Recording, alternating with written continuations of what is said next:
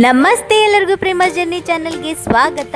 ನಮ್ಮ ಮನೆ ಹಿತ್ತಲ್ದಾಗ 4 ಗಿಡ ಅನಾಹುತ ಕಾಯಿ ಬಿಡ್ತಾವ್ರಿ.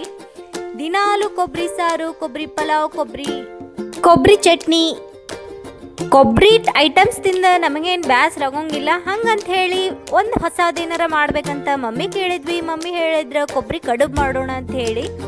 ಏನೋ ಒಂಥರ ಡಿಫ್ರೆಂಟ್ ಐತಿ, ಬರ್ರಿ ಟ್ರೈ ಮಾಡೋಣ ಅಂತ ಹೇಳಿ ಮಾಡಿದ್ವಿ. ಮಸ್ತ್ ಅಂದ್ರೆ ಮಸ್ತ್ ಆದ್ವು. ಬಟ್ ಒಂದ ದಿನಕ್ಕನ ಖಾಲಿ ಆಗಿ ಹೋಗ್ಬಿಟ್ಟು 2 ಕಾಯಿನ ಒಡೆದಿಟ್ಕೊಂಡು 1 ಕಪ್ ಆಗುವಷ್ಟು ಬೆಲ್ಲ ಮತ್ತು ಆಮೇಲೆ ಸ್ವಲ್ಪ ಯಾಲಕ್ಕಿನ ತಗೊಂಡು ಮಿಕ್ಸಿ ಮಾಡ್ಕೊಂಡಿವಿಲ್ಲೇ.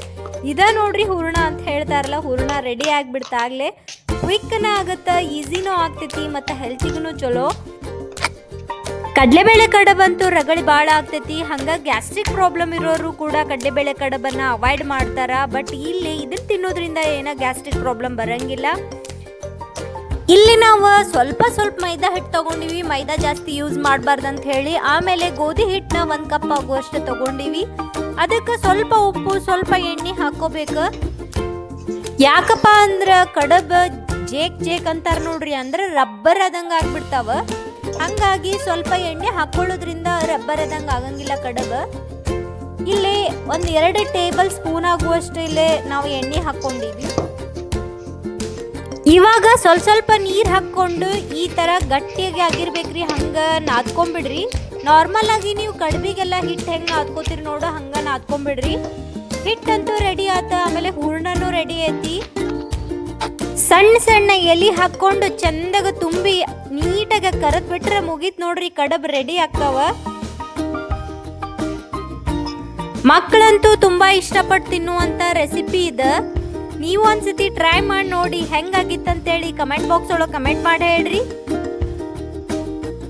ನಾವು ಸಣ್ಣರಿದ್ದಾಗ ಕಡ್ಲೆ ಗಡಬ, ಸೋರ್ ಗಡಬ, ಆಮೇಲೆ ಕುಚ್ ಗಡಬ ಅಂತ ತಿಂತಿದ್ವಿ. ಇವಾಗ ಏನೇನಾರ ಹೊಸ ಟ್ರೈ ಮಾಡ್ಬೇಕಂತ ಹೇಳಿ ಇದನ್ನ ಟ್ರೈ ಮಾಡಿ ನೋಡೀವಿ. ಮಸ್ತ್ ಅಂದ್ರೆ ಮಸ್ತ್ ಬಂದಿದ್ವು. ಕರೆ ಆತೀವಿ ನೋಡ್ರಿ, ಕೆಂಪಗ ಕರ್ಕೊಂಡ್ ಬಿಡ್ರಿ ಅಂದ್ರೆ ಚಂದ ಬರ್ತಾವ. ಎಣ್ಣೆ ಚಂದಾಗ ಕಾಯ್ದಾದ್ಮೇಲೆ ನೀವು ಕಡದ್ ಬಿಡ್ಬೇಕ, ಅಂದ್ರೆ ಅವ ಕೆಂಪಗಾಗ್ತಾವ. ಇಲ್ಲ ಅಂತಂದ್ರ ಹಸಿ ಬಿಸಿ ಆದಂಗ ಕರ್ದಂಗ ಅನ್ನಿಸ್ತಾವ. ನೋಡ್ರಿ ಎಷ್ಟು ಚಂದ ಕೆಂಪಗಾಗ್ಯಾವ. ನಾನಂತೂ ಕರೆದು ತೆಗಿಯೋನ ಒಂದು ತಿಂದ ಬಿಟ್ಟೆ. ಬಟ್ ಮುರಿದೊಂದು ತೋರಿಸ್ಬೇಕಾಗಿತ್ತು ಒಳಗೆ ಹೆಂಗೈತಿ ಅಂತ ಹೇಳಿ. ಇಲ್ಲಿ ತೋರ್ಸಕ್ಕಾಗಿಲ್ಲ. ಮತ್ತು ನೆಕ್ಸ್ಟ್ ವಿಡಿಯೋದಾಗ ತೋರಿಸ್ತೀನಂತ. ನಮ್ಮ ವಿಡಿಯೋ ನಿಮ್ಗೆ ಇಷ್ಟ ಆಗಿತ್ತಂದ್ರೆ ಲೈಕ್ ಮಾಡ್ರಿ, ಶೇರ್ ಮಾಡ್ರಿ, ಸಬ್ಸ್ಕ್ರೈಬ್ ಮಾಡೋದು ಮಾತ್ರ ಮರೆಯಕ್ಕೆ ಹೋಗ್ಬೇಡ್ರಿ. ನೆಕ್ಸ್ಟ್ ವಿಡಿಯೋದಾಗ ಸಿಗೋಣ ಅಂತ ಹೊಸ ಕಂಟೆಂಟ್ ಜೊತೆ, ಹೊಸ ರೆಸಿಪಿ ಜೊತೆ. ಟೇಕ್ ಕೇರ್, ಬಾಯ್.